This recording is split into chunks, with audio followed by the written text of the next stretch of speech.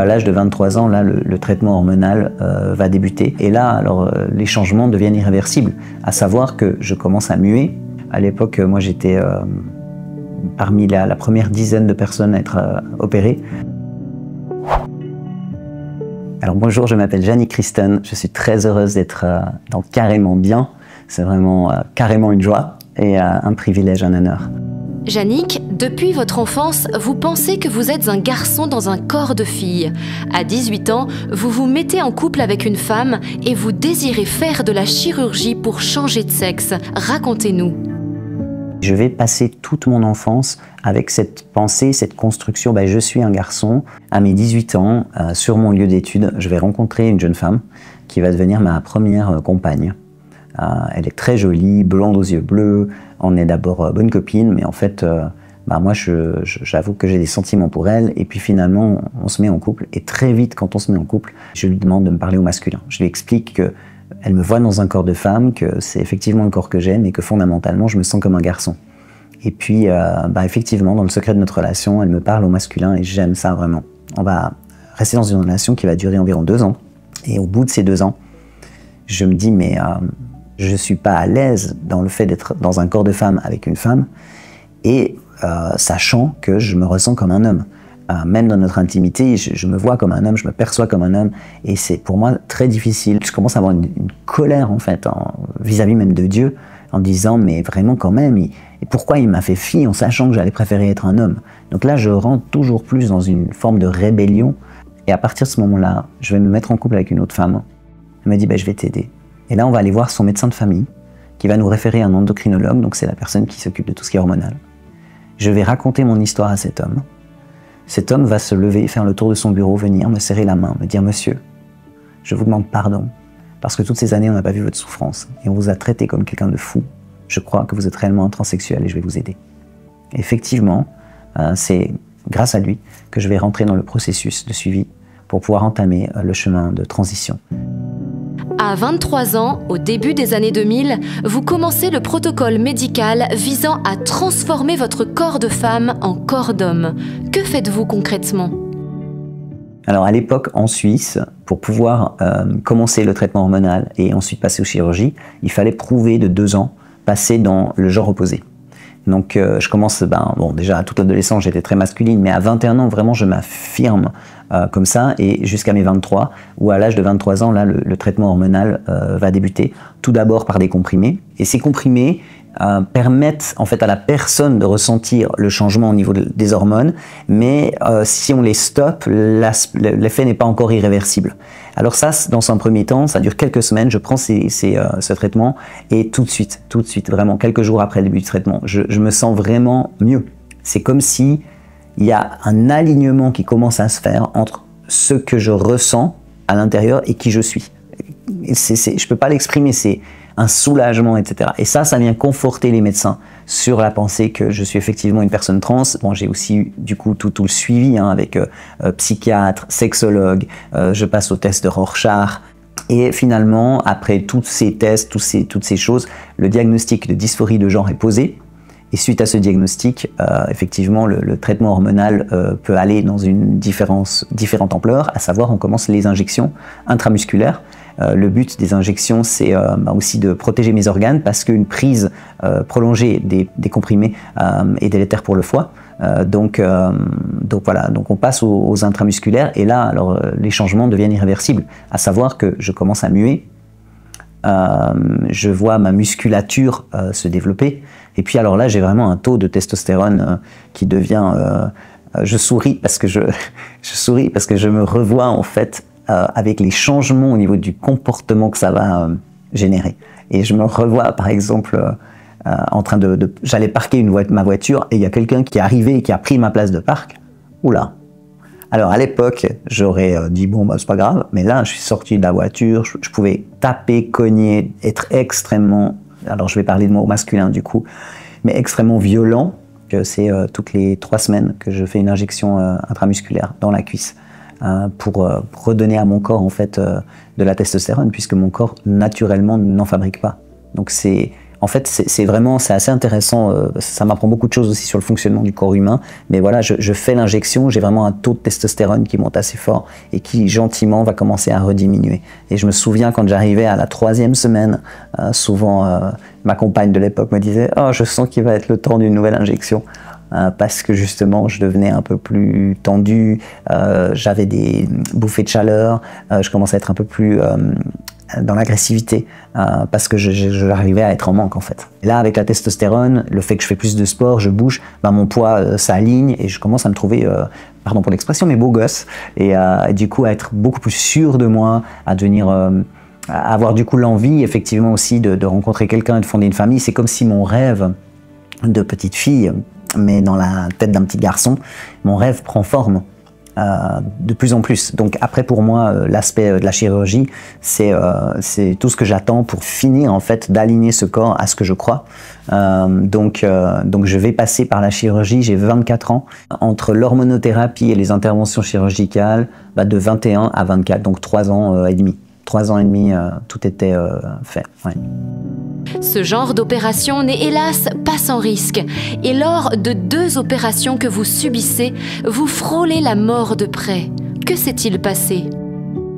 Alors le traitement hormonal n'est jamais anodin. Maintenant au niveau de l'hormonothérapie, passant de femme à homme, tout particulièrement, parce que la testostérone, elle augmente en fait la densité du sang, donc il y a des risques au niveau cardiaque, mais qui pour moi, je m'en fiche complètement, je veux être un homme, point. Et puis, au niveau chirurgical, oui, il y a des risques importants, ça c'est sûr. J'ai eu 3 interventions chirurgicales pour devenir franc. Lors de 2 d'entre elles, j'aurais pu vraiment y rester. J'ai perdu beaucoup de sang en fait. J'ai eu des complications. Mais du coup, oui, les interventions sont risquées, restent risquées malgré tout.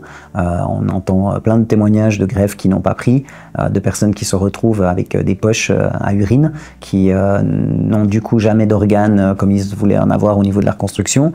On entend des infections. Moi-même, j'ai eu une infection, donc c'est vraiment pas drôle du tout. Donc on peut avoir un organe qui nécrose, des organes qui ne fonctionnent plus comme ils sont censés fonctionner. Tout à fait.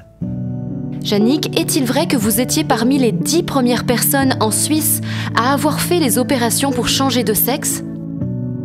C'est certain au niveau de la transition que j'ai été parmi les premières personnes, puisque en tout cas dans l'hôpital où j'avais été opéré, je devais être vraiment les toutes premières personnes, genre 7 ou 10e ou je sais pas, quelque chose comme ça. Donc vraiment, c'était pas courant à l'époque du tout. À mon époque, dans le cadre de la transition, on parlait de 1 cas sur 500 000. Aujourd'hui, on parle d'une intervention, de 2 interventions par jour du lundi au vendredi en Suisse. Donc il y a vraiment quelque chose d'exponentiel, vraiment qui est là. Yannick, quand vous avez fait ces opérations, vous étiez déjà chrétienne. Est-ce que vous vous sentiez en paix avec vous-même et vis-à-vis de votre foi ? Dès que j'ai commencé le traitement hormonal, je me suis senti mieux, ça c'est sûr. Mais plus j'allais dans les démarches, à savoir injection et ensuite chirurgie, ah ouais, je me sentais hyper heureux. Alors ça, c'est ça en fait qui m'a amené. C'est comme, d'ailleurs, je me souviens de m'être réveillé après la première des interventions. Je me suis réveillé, j'ai regardé et c'était comme... et c'est comme si ma vie commençait en fait. Pourtant, la veille, je me souviens, parmi toutes les interventions, je me souviens la plus lourde, la veille. La veille au soir, j'étais dans cet hôpital, je faisais des pas, des va-et-vient dans le corridor, et je sentais l'Esprit de Dieu au fond de moi, qui me disait non, non. Mais je savais pas quoi faire. C'était comme, j'ai tout essayé. Et j'entendais ce cri au plus profond de mon cœur. Puis je disais, mais j'ai tout essayé. Et je suis parti, c'était vraiment comme un tourment en fait. C'est comme si je mettais ma couche de plus, quoi, parce que je voulais plus entendre ce non, dans le sens... Mais j'ai tout essayé, c'est pas que j'ai fait semblant. Donc je suis parti au bloc le lendemain matin et mes larmes coulaient en fait. Je pleurais pas finalement de... En fait je pleurais de lui faire mal. Parce que j'avais conscience que je faisais mal à Saint-Esprit, que j'endurcissais mon cœur. Ouais. Et oui, tout au long de mon cheminement, jusqu'à ce que j'y aille, finalement, je ne peux que le voir aujourd'hui. Hein. Dieu a parlé... En fait, Dieu m'a parlé à travers sa parole. C'est quand même un des premiers moyens les plus importants d'ailleurs à travers lequel Dieu nous parle, c'est sa parole. Plusieurs fois, je suis tombé sur Ésaïe 45 et il y a notamment le verset 9 qui dit « malheur à qui conteste avec son Créateur. L'argile, dit-elle à celui qui la façonne, que fais-tu là? Et pour moi, quand je lis ce verset en lien avec la transsexualité, je suis mal. Je me sens comme une tasse qui hurle, mais je suis pas une tasse, je suis un bol. Donc en fait, je suis mal à l'aise. Je sais au plus profond de mon cœur, que c'est pas le meilleur de Dieu pour moi. Mais en même temps, quand je vois tout ce que j'ai fait pour arriver jusqu'à ce jour-là, eh ben, je me dis, je vois pas comment je peux m'en sortir. Donc à quelque part, ma relation avec Dieu va être différente. Je vais mettre une certaine distance, c'est-à-dire j'aime Dieu, mais clairement, il y a des choses que j'ai pas envie de prendre. Donc je prends une certaine distance, il y a des choses que j'ai plus envie d'entendre. Et je vais aligner Dieu à ma sauce. Au lieu d'aligner ma vie à la volonté parfaite de Dieu, je vais commencer à aligner Dieu à ma sauce. Je vais faire toujours beaucoup de recherches, notamment sur Internet, et je tombe notamment sur une étude je crois que c'était une chaire médicale ou une université, en tout cas c'était aux Pays-Bas, où ils avaient évoqué la possibilité qu'une glande au niveau du cerveau ait une taille différente en fonction si on est un homme ou une femme, et que chez les personnes trans, cette glande serait inversée, que les femmes ont la glande de l'homme et que l'homme a la glande de la femme. Quand j'ai vu ça et entendu ça, pour moi, c'était « Ah ben voilà, en fait, je suis pas tant rebelle à Dieu, je suis juste malade et il faut que je me soigne. » Et d'ailleurs, en rentrant dans mon cheminement de transition, c'est la version que je vais balancer à toutes les personnes qui viendraient me contrer dans la pensée que je fais quelque chose de contraire à la volonté parfaite de Dieu. Je vais dire, mais en fait, je suis malade, comme une personne qui a un diabète, je me soigne. Et en fait, je vais mettre ça en avant. J'ai l'impression que dans ce cheminement trans, il y a comme au bout d'un moment une ligne qu'on franchit, et c'est comme une ligne de non-retour. C'est comme si tout à coup, ça devient une obsession, il faut passer par là, il faut être opéré, enfin, je serai bien. Et c'est comme une quête, une poursuite qui fait qu'au bout d'un moment, mais les gens peuvent vous dire toutes les choses qu'ils veulent, mais il n'y a plus cette capacité ou cette volonté d'entendre parce que il y a eu trop de douleur, ça fait trop mal, parce qu'on a l'impression d'avoir tout essayé, parce qu'on se dit qu'on est comme ça, et j'ai envie de dire ça. C'était pas facile à mon époque, mais je pense que ça l'est encore plus difficile pour les gens aujourd'hui, les jeunes aujourd'hui, puisqu'ils sont entourés maintenant d'un langage qui leur dit « mais tu peux être ce que tu veux, et ça pose aucun problème, c'est bien que tu sois ce que tu veux ». Mais je ressens vraiment, en tout cas, qu'il y a tout à coup un point de non-retour. Et que en plus, les gens qui nous mettent en garde, entre guillemets, ou qui voudraient qu'on évite ça, c'est souvent des gens de notre famille, ou des proches, ou des amis proches, et à quelque part, si j'ose me permettre, c'est presque les moins qualifiés, entre guillemets, parce qu'ils sont tellement impliqués affectivement qu'on n'est pas capable, nous, de les entendre, parce que parfois, les conflits ont été aussi avec eux, etc. Alors, c'est triste, hein, beaucoup de parents vont se reconnaître en disant « Ah, mais moi j'ai dit ça 15 fois à mon gamin, il m'a jamais écouté ». Ben oui, mais c'est justement parce que c'est toi qui le lui dis, puis quand c'est la voisine qui arrive, qui le dit comme ça, boum, la personne le reçoit des fois plus facilement. Alors c'est frustrant, j'entends bien que c'est peut-être frustrant pour des parents qui nous écoutent, mais c'est vrai qu'il y a ce moment où le cœur est tellement enfermé qu'on ne veut plus écouter ni Dieu ni personne en fait. Une fois devenu Franck, l'État détruit votre identité d'origine. Vous êtes alors officiellement un homme. Racontez-nous. Quelques mois après les interventions, je me retrouve avec des papiers d'identité qui changent, c'est écrit masculin, j'ai même mon acte de naissance qui est corrigé, qui est pas corrigé, qui est remplacé. Vraiment, mon acte de naissance d'origine est détruit et je retrouve un nouvel acte de naissance en fait établi pour pouvoir changer tous mes documents au nom de Franck. Très vite, vous vous mariez avec une nouvelle compagne, croyant ainsi faire la volonté de Dieu. Vous vous sentez alors investi d'une mission, aider l'Église à accueillir les personnes trans. C'est là, en fait, une fois que j'étais opéré complètement Franck, que je commence à fréquenter une église. Et dans cette église-là, je vais rencontrer celle qui va devenir ma femme. Au début, on est juste de bons amis. On est dans le même groupe de musique dans l'église. Elle est pianiste, moi je suis guitariste. Je lui raconte mon parcours très facilement. Moi qui me demandais comment je vais raconter ça, mais en fait, très vite, j'ose lui dire les choses. Et puis, pour respecter aussi les leaders de mon église qui m'avaient dit on ne veut pas que tu te maries, j'avais fait comprendre que si j'étais un jour amoureux d'une femme, c'est pas moi qui ferais le premier pas, je voulais pas faire le premier pas. Et puis, on va gentiment se rapprocher jusqu'au moment où vraiment nos sentiments sont là, on va se le dire mutuellement. Et puis, je me souviens que ce jour-là, on va chez moi et on va discuter vraiment concrètement. Ben, si on se mariait, ça donnerait quoi et tout. Moi, je lui dis, mais je suis stérile, on ne pourra jamais avoir d'enfant. Et puis elle me dit, mais moi, je crois en un Dieu de miracle. Et ça me touche parce que ben, justement, depuis que je suis franc, j'ai comme recroché à la foi d'une manière plus intense. J'ai soif de Dieu et d'avoir une femme en face de moi qui me dit ça, je me dis, mais c'est la bonne, quoi. Et puis, du coup, on décide de se marier très vite, en fait. Je vais la demander en mariage, mais 2 mois et demi après qu'on se soit déclaré, je la demande en mariage. 4 mois en tout après qu'on se soit déclaré, on est mariés civilement. Et 3 mois plus tard, on fait le mariage religieux à l'église. Et j'aimerais ajouter que, en fait, ce qui est intéressant, c'est que quand on va commencer à se préparer pour le mariage, on va vraiment demander à Dieu de nous parler. Moi, je me souviens que ce qu'on avait fait, c'est qu'on avait pris 40 jours de jeûne l'un de l'autre.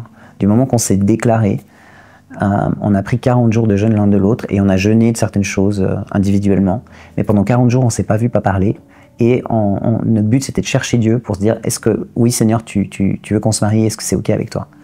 Et c'est ça qui est aussi assez dingue, c'est que pendant ces 40 jours, on va vivre chacun de son côté des choses qui vont nous amener à croire vraiment que c'est le parfait de Dieu qu'on se marie ensemble et que c'est le plan que Dieu a pour nous. On va à travers, c'est là aussi, ça peut sembler choquant, mais même à travers la Bible et des versets, après, qu'est-ce qu'il y a de choquant? On voit que Satan va utiliser la Bible pour tenter Jésus, donc il n'a rien inventé de plus là.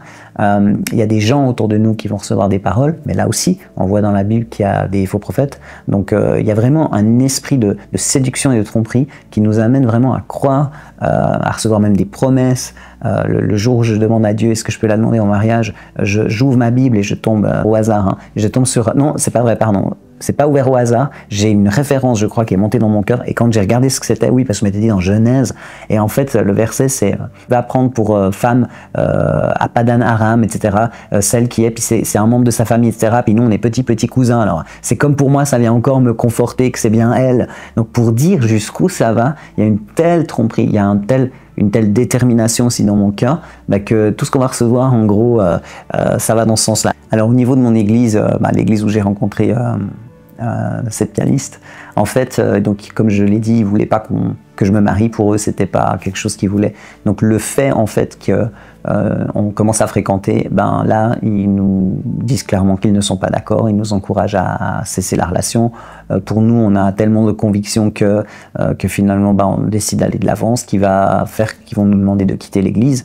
Et puis là, on est un petit peu dans l'impasse. Il faut trouver quelqu'un qui sera d'accord de nous marier. Et là aussi, genre une dizaine de jours avant le mariage, alors qu'on n'a toujours personne.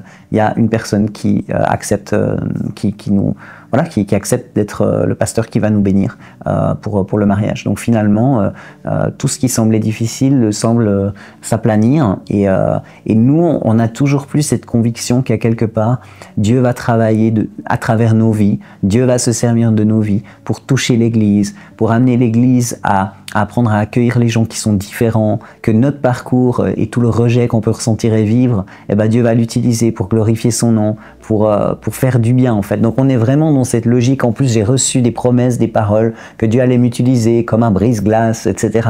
Donc toutes ces choses, je me dis, c'est ça en fait, je suis en train d'ouvrir une voie. Et j'ai vraiment comme presque l'impression d'avoir un mandat de Dieu pour ouvrir une voie, pour que l'Église puisse accueillir les gens différents. On parle de beaucoup d'inclusion aujourd'hui.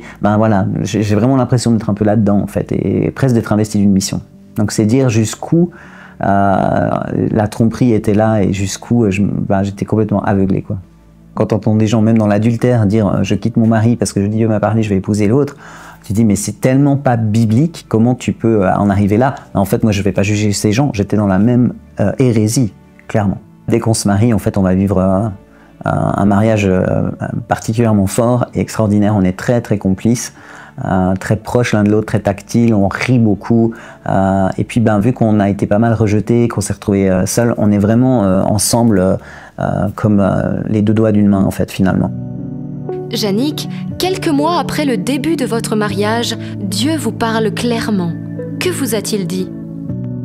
Je pense environ 3 mois après notre mariage, 3 ou 6 mois après notre mariage, je me souviens plus exactement. Un jour, j'ai mon papa spirituel qui me dit « Franck, j'ai reçu un truc pour toi et j'aimerais te parler ». Alors, en quittant mon travail, je m'arrête vers lui et il me dit « Voilà, Franck, je crois vraiment au plus profond de mon cœur, Dieu m'a parlé, que en fait, t'aurais jamais dû changer de sexe. » Et là, je lui dis, mais attends, comment ça? Elle me dit, mais oui, mais Dieu se trompe pas, en fait, il t'a créé femme. Et c'était pas du tout son désir que tu changes de sexe. Et je pense que ça, c'est venu aussi dans son cœur. C'était vraiment un homme qui cherchait Dieu, qui aimait Dieu. C'était un homme vraiment de foi. Alors, je pars de chez lui sonné, quoi. Je rentre à la maison, je partage ça avec Laurence, c'est le prénom de mon ex-épouse. Et puis là, je lui dis, mais écoute, voilà ce qu'il a reçu. Pour elle, c'est aussi un choc. Parce que quand elle entend ça, elle se dit, mais ça veut dire que si Franck ne devrait pas être Franck, j'aurais dû marier qui? On n'aurait jamais dû se marier, du coup, j'aurais dû marier qui? Donc quand même, pour elle, ça l'ébranle aussi un peu.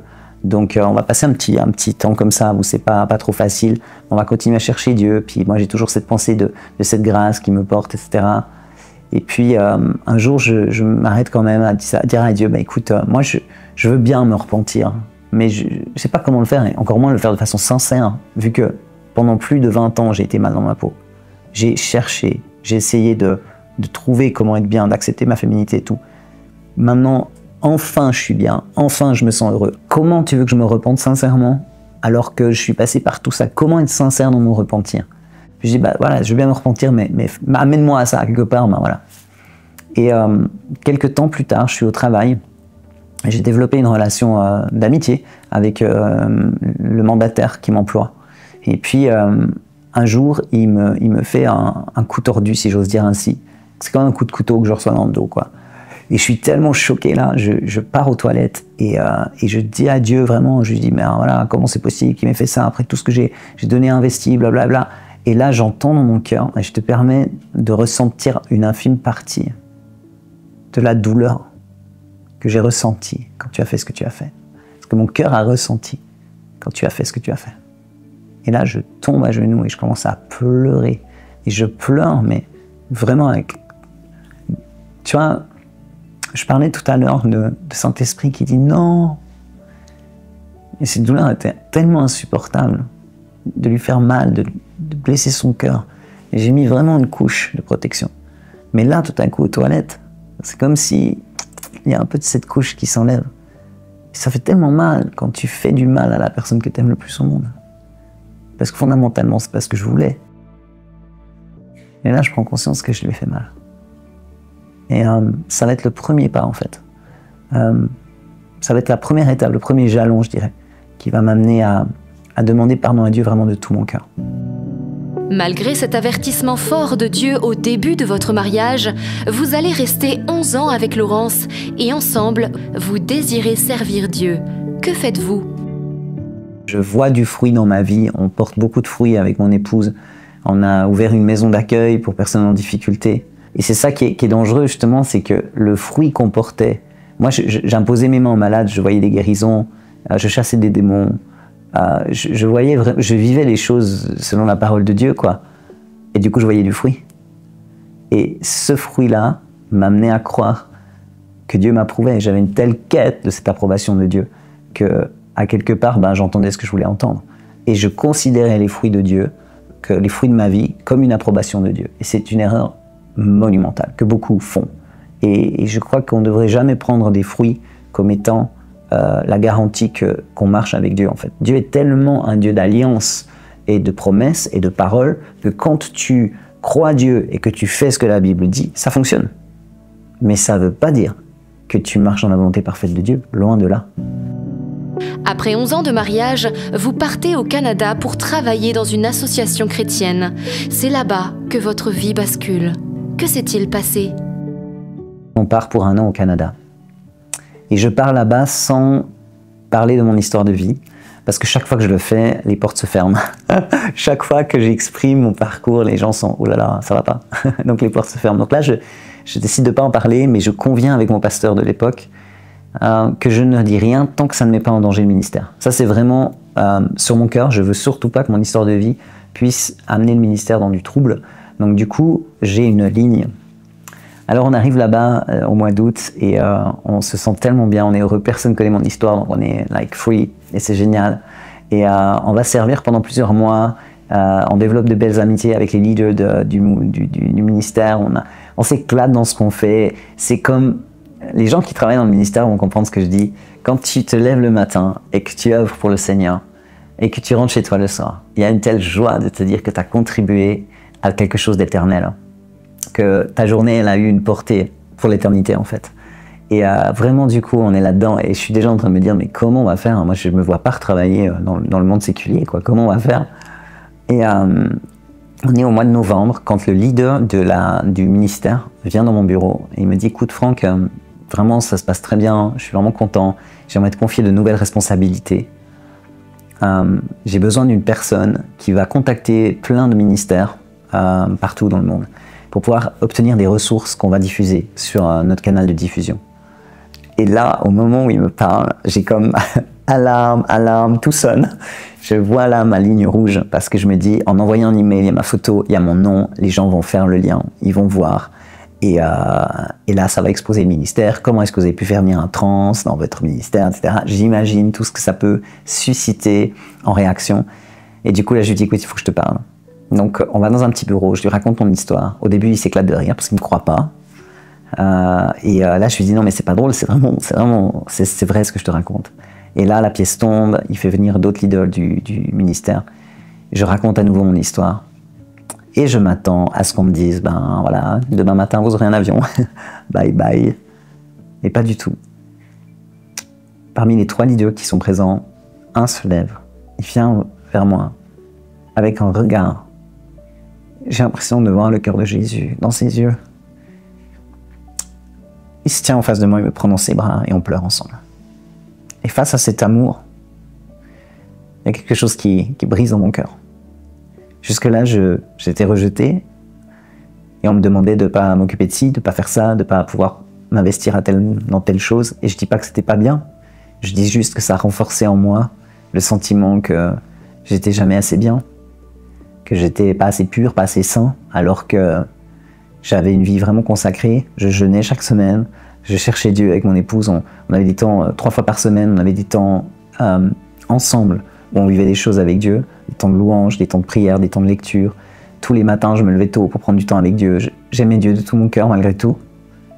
Mais je vivais quand même le rejet, en voyant des choses dans l'église, en sachant que telle personne vivait dans l'adultère, en sachant que la personne était engagée dans l'église. Donc en plus, ça nourrissait en moi le sentiment que, voilà, pour certains c'était possible, pour d'autres pas. Moi, j'avais fait le péché ultime. Donc voilà, ça me renforçait dans le rejet. Et là, pas du tout en fait. Il me prend dans ses bras. Et ils m'aiment comme Jésus. Ils nous accueillent, ils vont nous garder, ils vont mettre, c'est sûr, une protection pour le ministère, pour nous aussi. Donc il y a des choses où quand il y a des trucs de groupe, on n'est pas forcément filmé. Ça, c'est pas facile à vivre, mais je l'accepte, je me dis, ça protège le ministère. Et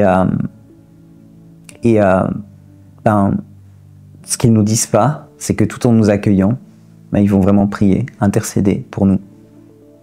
Que Dieu me parle. Et on est au mois de mai 2016. Et je suis dans une petite pièce de ma chambre, de notre appartement. C'est notre chambre de prière. Et je cherche Dieu. Je me souviens dans cette semaine, j'avais vraiment comme un temps particulier de quête où vraiment j'en peux plus. Je suis entouré de gens, d'hommes et de femmes qui sont au feu. Je veux plus du feu de Dieu. Je veux vivre plus avec lui. Et je suis dans cette pièce et je dis à Dieu, mais je veux plus de toi. J'aime ta bénédiction, j'aime ta main, voir ta bénédiction, j'aime ça, mais je veux plus, je te veux toi. Et à ce moment-là, Dieu me parle clairement. Il me dit, tu veux plus de moi? Il y a quelques années, tu as fait quelque chose. Si tu veux plus de moi, il y a un prix à payer. Et il va ajouter 2 choses. Il va me dire, si tu me fais confiance, je te restaurerai dans ton identité initiale. Et si tu fais le choix de rester tel que tu es, je ne t'aimerai pas moins. Mon amour pour toi ne changera pas. Et là, c'est le sol qui s'ouvre. C'est un tsunami, c'est une vague, je ne sais pas comment exprimer. C'est comme si, d'un coup, tout le voile qui est devant mes yeux, tout ce que j'ai bâti, construit, toute cette identité après laquelle j'ai soupiré, que j'ai poursuivi et acquise, c'est comme si tout est mis à la lumière. Je ne peux plus me mentir. Je ne peux plus me réfugier derrière mon passé, derrière des expériences vécues, derrière une étude hollandaise. Je ne peux plus dire quoi que ce soit. C'est comme si la vérité est exposée et mise à nu. Je sais que Dieu m'a parlé au plus profond de moi Et Dieu me fait une offre. Dieu me laisse le choix, soit de mourir et de le gagner lui, soit de chérir ma vie et that's it. J'avais conscience que mon choix impliquait ma destinée éternelle. Et je sais que certains diront non, c'est pas vrai, du moment que tu as donné ta vie à Jésus, t'es sauvé, quoi que tu vives, etc. Mais personnellement, je ne crois pas à cela. C'est comme si je voyais ce choix en face de moi. Alors, il ne me l'a pas dit, si tu ne prends pas la bonne décision, tu iras en enfer. Il ne l'a pas dit, mais au fond de mon cœur, je savais que je savais. Et c'est tellement logique quand on y pense, parce que Dieu, les gens pouvaient se tromper. Les gens pouvaient voir Franck et croire que j'étais Franck. Mais Dieu, lui, quand il me voit, quand il nous voyait, il voyait deux femmes. Donc moi, je pouvais être déguisé en homme, mais lui, il voyait deux femmes. Et la parole de Dieu, elle est claire. Et ça peut froisser, mais c'est pas mon cœur. Je veux juste dire que la parole dit clairement que la relation sexuelle, elle est entre un homme et une femme. Que au ciel, il n'y a ni adultère, ni fornicateur, donc c'est avoir des rapports sexuels en dehors de l'union du mariage, ni homosexuel. Dieu aime le pécheur, Dieu aime les homosexuels, Dieu aime les trans, Dieu aime chacun. Mais il déteste le péché. Et au ciel, il n'y a pas de péché. Donc en fait, c'est assez logique que j'aurais pas pu aller au ciel, puisque aux yeux de Dieu, j'étais pas un homme, j'avais beau être déguisé en homme, j'étais une femme qui couchait avec une autre femme. Moi, je me suis jamais senti homosexuel. Mais on peut l'appeler autrement, dire que c'est de la transsexualité. La réalité, aujourd'hui, et je l'ai complètement accepté, c'est que malgré tout le déguisement, la chirurgie, tout ça, j'étais une femme.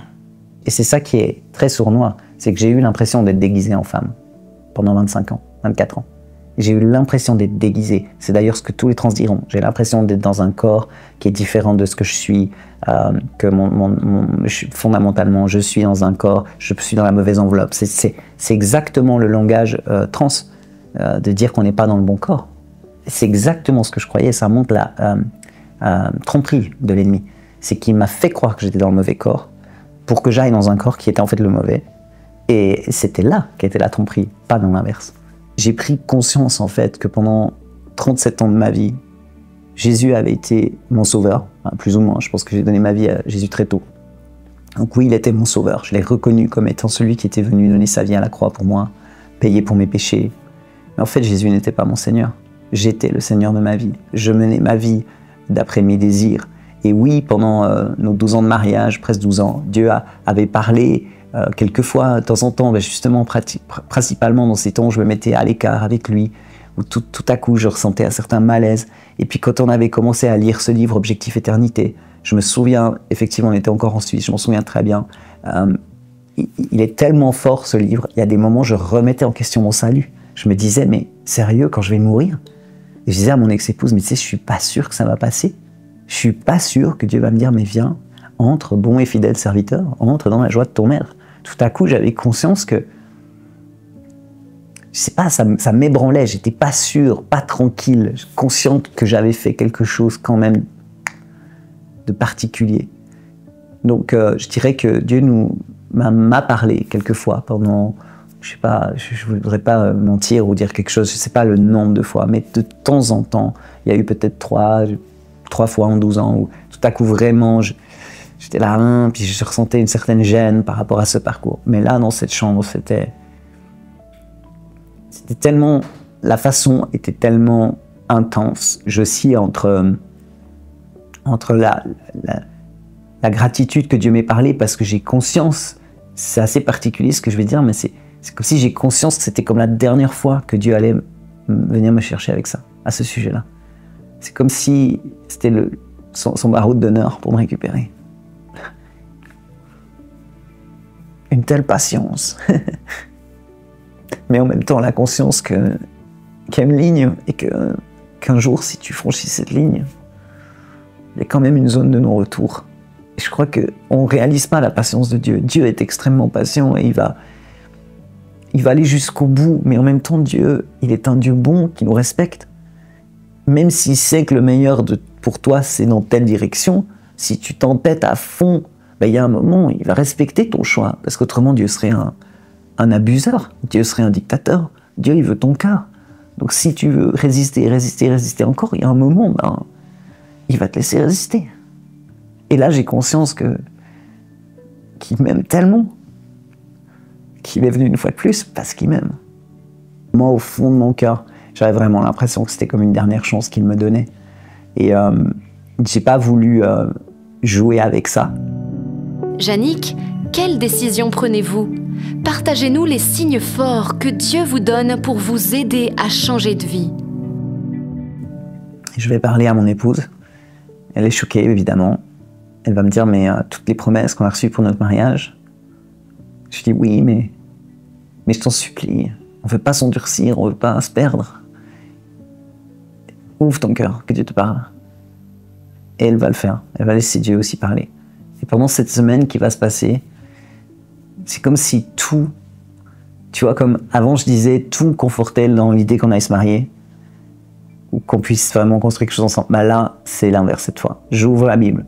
Tous les versets que je lis, tout me parle comme si Dieu me dit, mais meurs.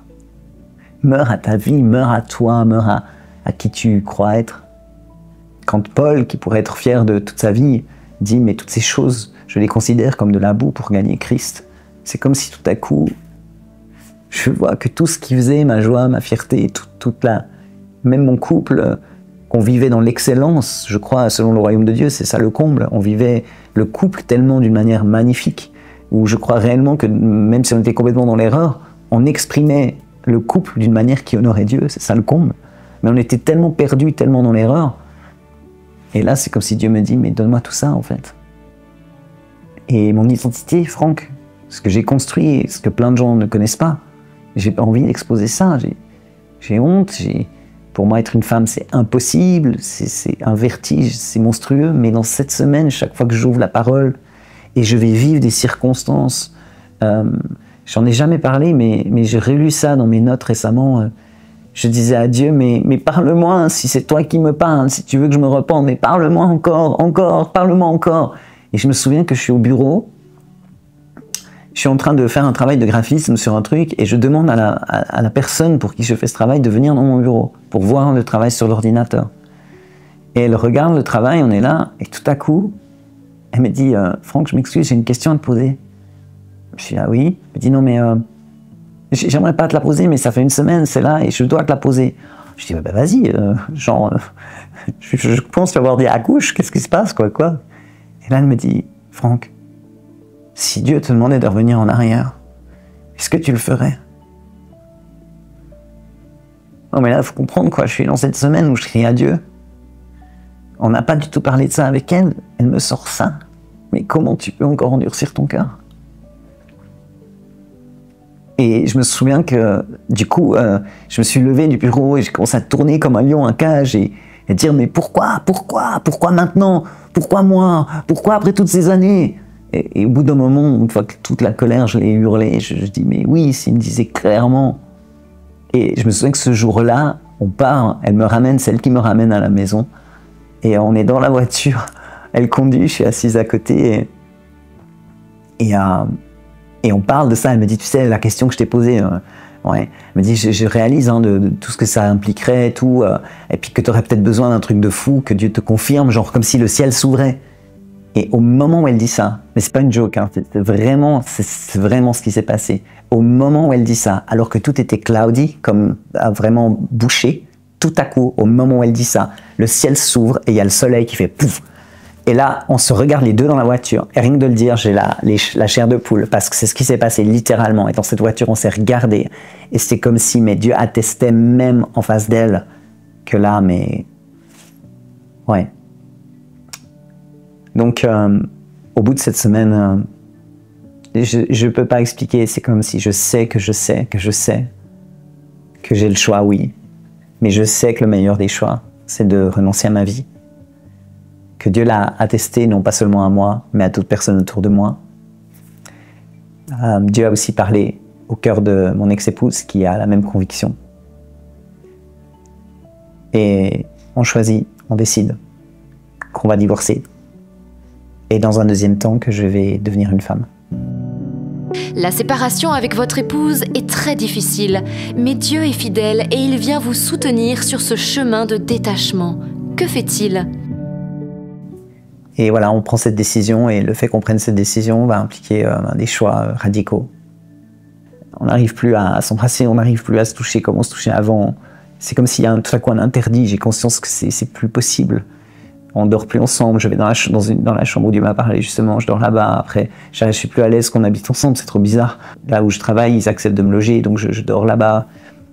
Mais ça n'empêche pas que c'est difficile, qu'il y a des moments vraiment durs. Et je me souviens un jour, je rentre du travail et j'ai mal, et je lui dis, mais j'ai un mal de chien, j'ai l'impression que tu m'amputes à vif. Ça pourrait pas faire plus mal, c'est pas possible. Et là, je lui dis, mais comment tu veux que je vive sans elle? Comment? Et là, j'entends clairement dans mon cœur, Franck, t'as souvent dit que t'étais prêt à mourir pour elle. C'est maintenant. Et là, instantanément, mes larmes s'arrêtent. Et je comprends ce qu'il veut dire. Et je fais ce choix dans la voiture de lui redonner sa fille. D'accepter que ce ne sera plus ma femme, que je ne peux plus poser mes mains sur elle comme avant. Je lui demande juste d'en prendre soin. Et ce jour-là, je fais le choix de mourir à mon rôle de mari. J'ai fait le deuil du rôle du mari, j'ai fait le deuil du rôle de père. Et il reste Franck, qui doit encore mourir. Et ça va prendre un peu plus de temps. Jusqu'à ce que je puisse arriver par amour pour lui, à même détester cette vie que j'ai tant aimée. Pas parce que cette vie était détestable pour moi, mais elle l'était pour lui. Et à cause de ça, je veux plus la chérir du tout. Je veux juste voir les choses comme il les voit. Et pas teinter à travers mes désirs à moi, qui peuvent être influencés par plein de choses, et notamment par des difficultés, des souffrances, etc. Mais voir les choses à travers le prix de sa croix. Ouais. Dans sa grâce, Dieu va agir. Du moment que je marche dans l'obéissance, je vois du fruit. Par exemple, après quelques mois, je vois que mes sentiments pour elle, Dieu les a ôtés. Et ça, c'est pour les gens qui nous ont connus, ils peuvent mesurer ce que ça implique. Parce qu'on était très fusionnels, très complices, jamais l'un sans l'autre. Donc là, il y a une œuvre extraordinaire que Dieu va faire. Et alors que je vais continuer dans ce cheminement, quelques mois après, peut-être un an quand même environ, mais je vais voir tout à coup que l'attirance que j'ai pour les femmes n'est plus là.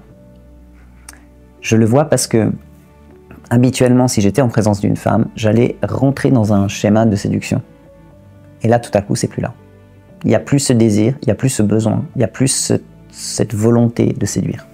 Je suis conscient que Dieu est en train d'agir, je suis conscient que Dieu est en train de faire quelque chose, puis en même temps, il y a des moments, c'est vraiment douloureux, c'est viscéral. Et je me souviens d'un jour, c'est un dimanche, je prends la valise avec laquelle je suis venu, et je vide les trucs qu'il y a encore dedans, et je fais une poche, et au fond de la poche, je trouve une lettre.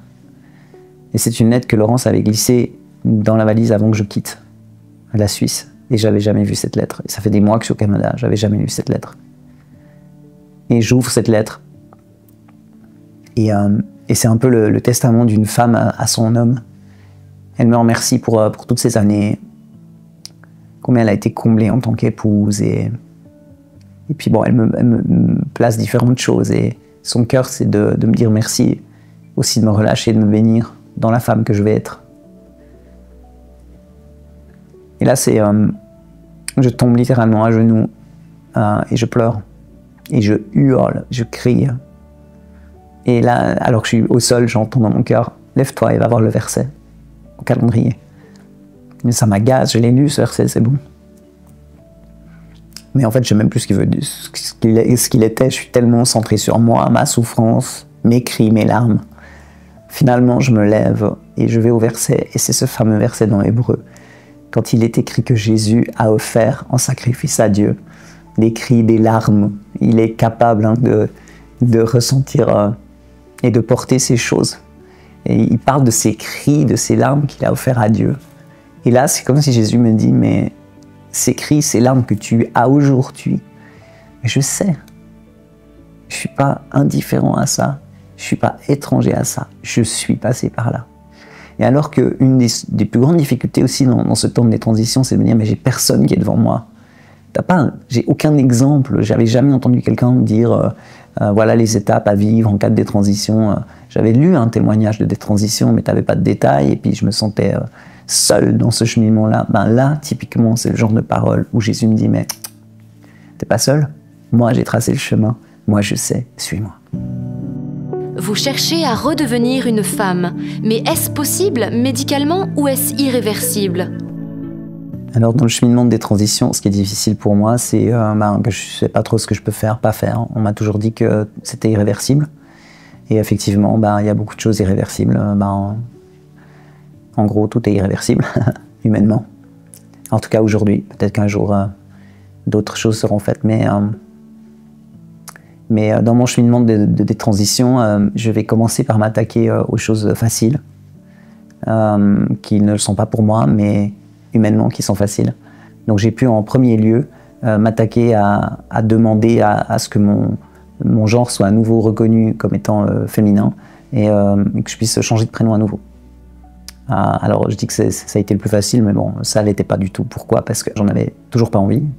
J'étais plus dans une démarche, Seigneur, je t'obéis, je sais que tu m'as parlé et je te prends au sérieux, donc je veux t'honorer et je t'obéis. Donc j'ai écrit en fait à l'état civil pour demander la reconnaissance de mon changement à nouveau. C'était une démarche tellement particulière que des personnes de l'état civil ont demandé en fait à assister à l'audience avec le juge, et j'ai dû faire comparaître 4 personnes qui allaient appuyer que ma démarche était bien fondée et que c'était pas une lubie de plus, si j'ose dire. Alors bien sûr, l'arrêt du traitement hormonal a été fait. Donc en arrêtant le traitement hormonal, en fait, j'ai vu une diminution, notamment au niveau musculaire, la masse musculaire a diminué. Mais je dirais en gros que c'est la seule chose qui m'a marqué. Je sentais vraiment même comme si la dimension à l'intérieur de mes muscles, ça changeait, c'était très particulier. Donc ça, c'était pas forcément facile. Il y avait d'autres choses qui ont diminué, comme aussi j'étais moins, peut-être une forme d'agressivité un peu moins présente. Et une des premières choses qu'il faut que je puisse faire, c'est ôter ma barbe. Pourquoi? Parce que les gens en face de moi, ils voient toujours un gars. En plus, j'ai mué, donc j'ai une voix basse. Donc quand on voit qu'il y a une barbe naissante, ça aide pas pour que les gens puissent m'appeler par un prénom féminin. Après, j'ai choisi un prénom que peuvent porter des hommes ou des femmes, donc c'est vrai que ça rend les choses plus simples quand même. Mais malgré tout, on voit la barbe et j'ai toujours ma musculature, ma voix basse, bref, ça reste que les gens me disent bonjour monsieur. Donc j'entreprends d'aller ôter la barbe. Je vais chez un chirurgien esthétique qui commence le laser pour retirer cette pilosité au niveau du visage. Et ça me touche parce que c'est pas très agréable, mais c'est bon, ça va, hein, c'est pas non plus l'horreur au niveau du laser. Mais je vois que ces pas de foi et d'obéissance réjouissent le cœur de Dieu. Et ça m'aide pour les pas suivants en fait.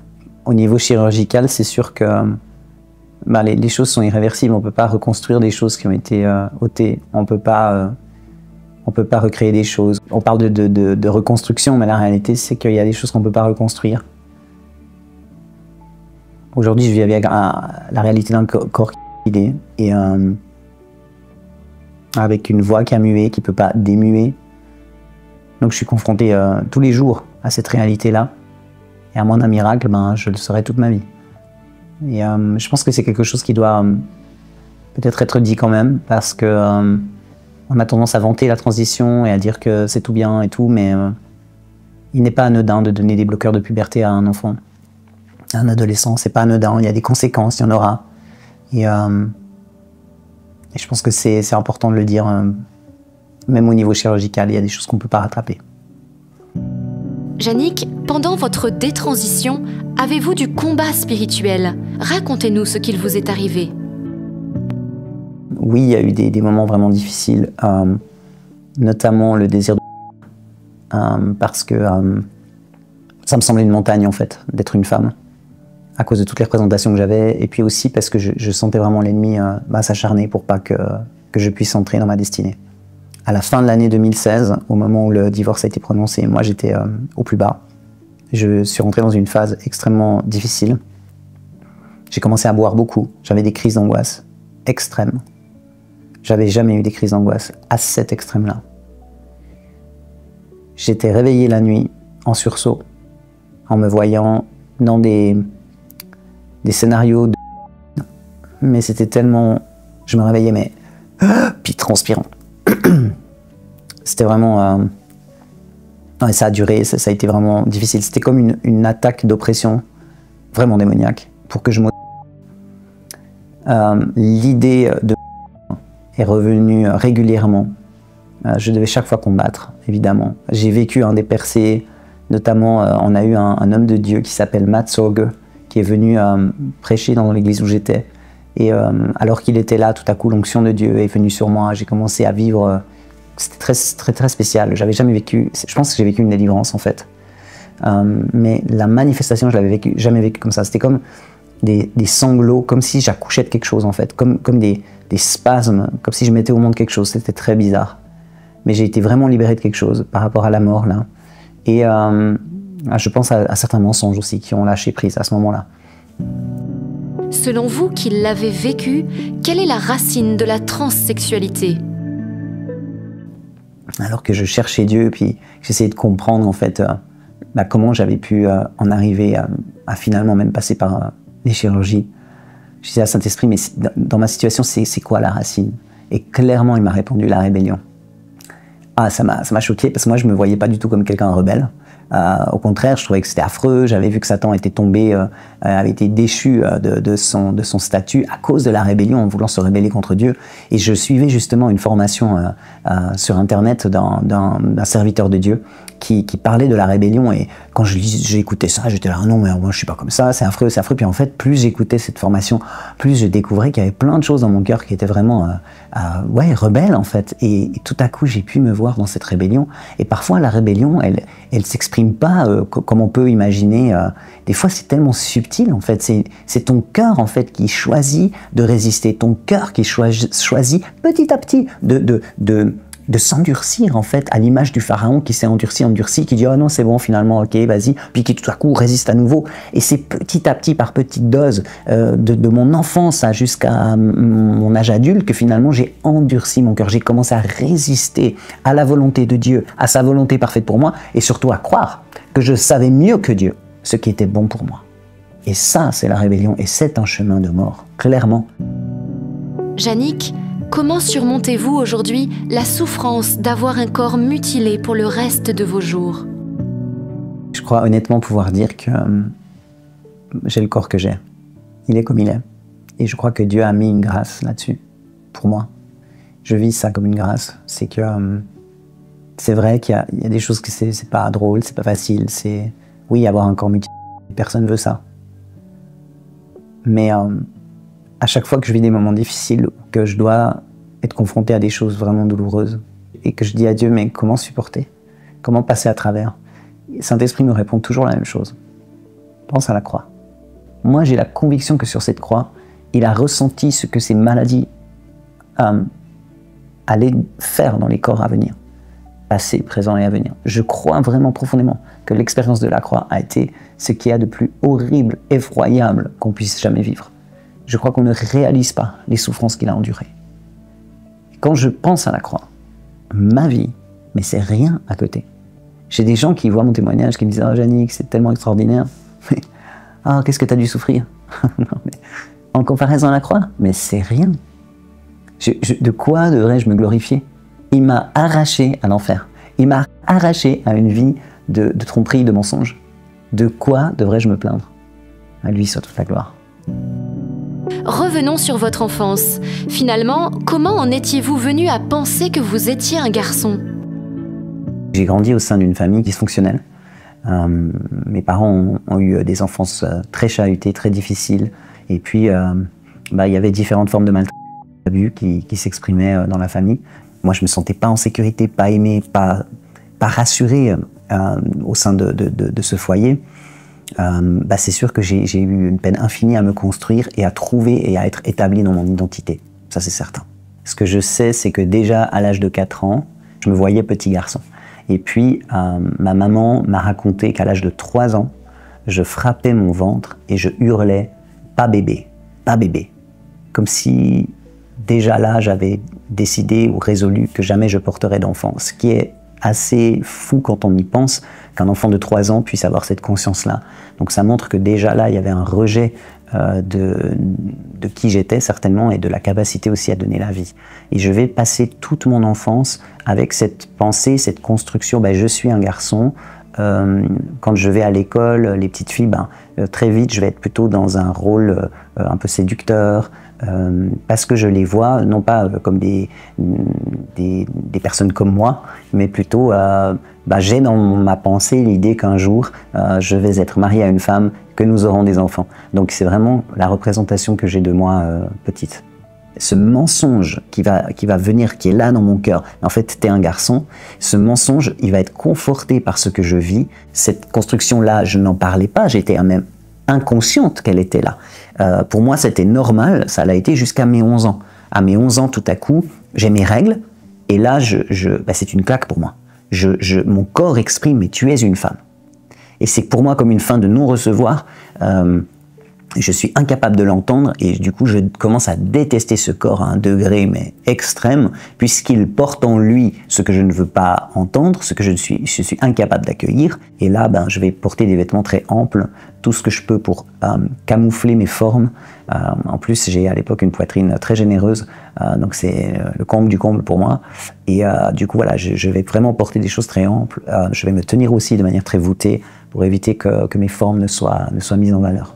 Et puis, je me souviens aussi que mes parents voulaient que j'ai des cheveux longs, mais je me souviens qu'un jour, on était allé avec ma maman dans un centre commercial, et puis il y avait là un coiffeur. Et j'ai dit à maman, va faire tes cours, c'est pas de problème. Et j'ai profité qu'elle soit pas là, c'est horrible quand j'y pense. J'ai profité pendant qu'elle soit pas là pour demander qu'il me coupe, mais vraiment les cheveux courts. Et j'étais tellement contente. Et c'était un choc pour eux. Mais moi, j'attendais que ça, en fait. Et c'est vrai qu'après l'adolescence, je me souviens d'avoir eu les cheveux courts. Je cherchais vraiment autant que possible à affirmer la masculinité en moi et à ce qu'elle puisse s'exprimer toujours plus librement. Yannick, est-ce que selon vous, l'esprit du mal a un rôle majeur dans toutes ces questions de transsexualité? Quel est son rôle? Alors je le dis et je le crois depuis le départ de l'humanité et de chaque vie en fait.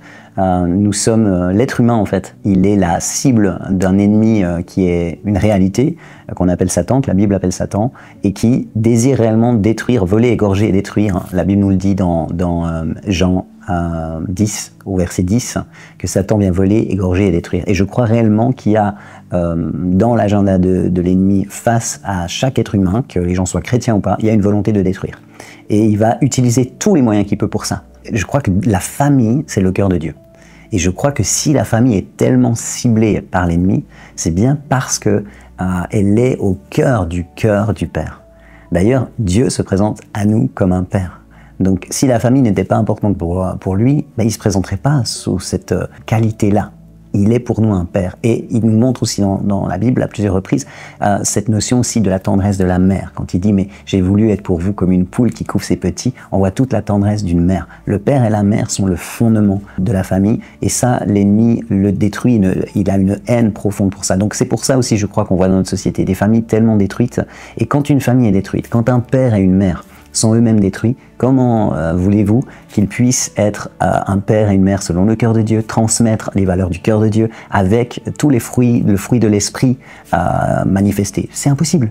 Et on le voit avec des familles qui aujourd'hui sont détruites, où le père ou la mère sont absents, ou n'arrivent pas à être dans leur rôle pleinement. Je l'ai découvert dans mon cheminement de restauration, l'identité, elle est établie par le père. Et quand un père est défaillant de par ses propres blessures, ou qu'il est absent, ou que présent physiquement mais n'arrive pas à être un papa, mais comment peut-il construire l'identité de ses enfants? Maintenant, vous avez une mission qui touche de nombreuses personnes à travers le monde. Pouvez-vous nous en parler? Je suis missionnaire itinérante à temps plein pour le ministère Trends for Freedom. C'est un ministère que le Seigneur m'a confié en lien avec les défis de l'identité.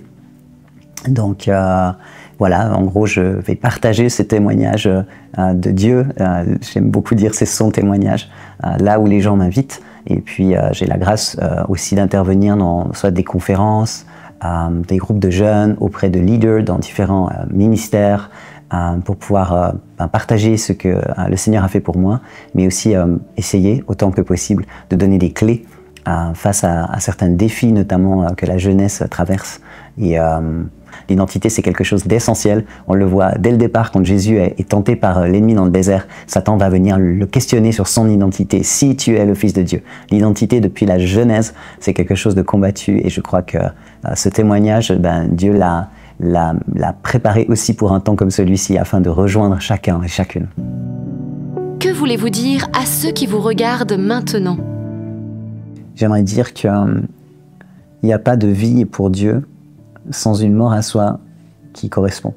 Et j'aimerais vraiment nous encourager à choisir de mourir toujours davantage. On est dans une société qui valorise le soi.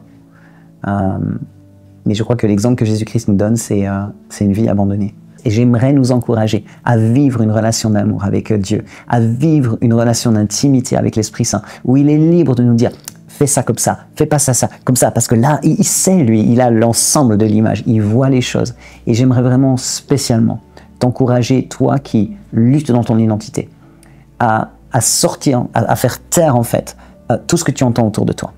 Parce que tout ce que tu entends autour de toi, c'est oui, tout ce qui compte, c'est que tu sois heureux, peu importe en fait, c'est aux gens de t'accepter, etc. C'est pas aux gens de t'accepter, c'est toi qui dois mourir à toi. J'aimerais tellement que tu puisses mourir à toi, parce que tu ne seras jamais vraiment vivant que par une mort à toi.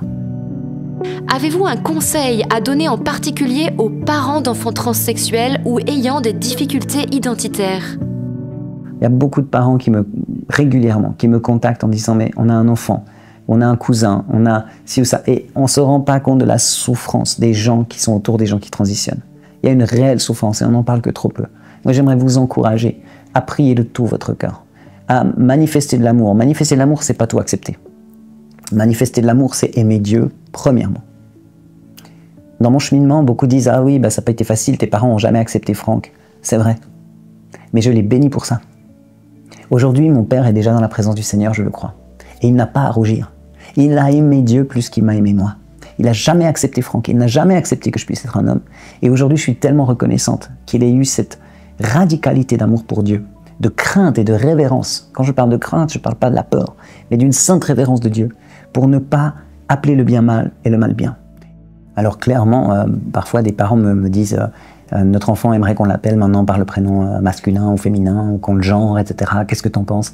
On ne le réalise pas, mais en fait, quand on encourage une personne dans ses choix, que ce soit un prénom, parce que souvent ça commence par ça, un genre, que ce soit les interventions, à quelque part on cautionne. À quelque part, devant Dieu, c'est comme si on accepte.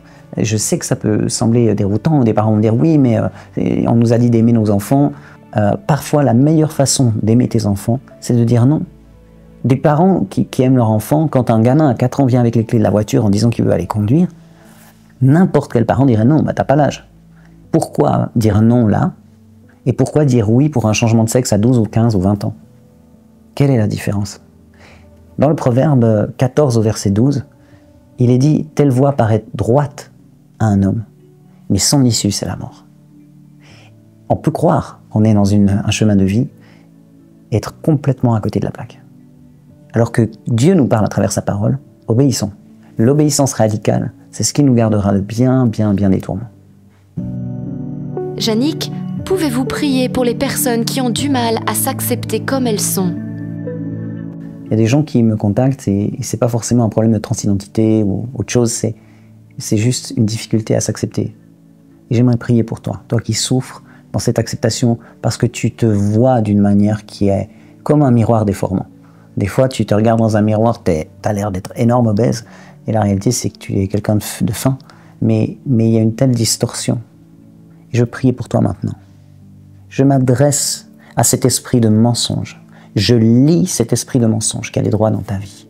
Et tout ce qui fait que tes yeux sont obscurcis aujourd'hui, je le brise et je le détruis au nom puissant de Jésus-Christ. Que la vérité de la parole de Dieu vienne rejoindre ton cœur, que tu sois transformé maintenant, que par l'œuvre de l'Esprit Saint en toi, ces mensonges soient exposer maintenant dans le nom de Jésus-Christ et que tu puisses rentrer et revêtir cette identité parfaite qui a été pourvue par Jésus-Christ, par son sacrifice, que tu puisses t'en revêtir maintenant en lui. Je prie pour une grâce sur ta vie au nom puissant de Jésus-Christ et la joie de l'Esprit Saint sur toi maintenant, que tu sois un témoin, que ton propre changement, ta propre restauration soit un témoignage et que tu sois un témoin, une bénédiction pour les gens qui t'entourent et qui souffrent également dans leur identité au nom puissant de Jésus-Christ.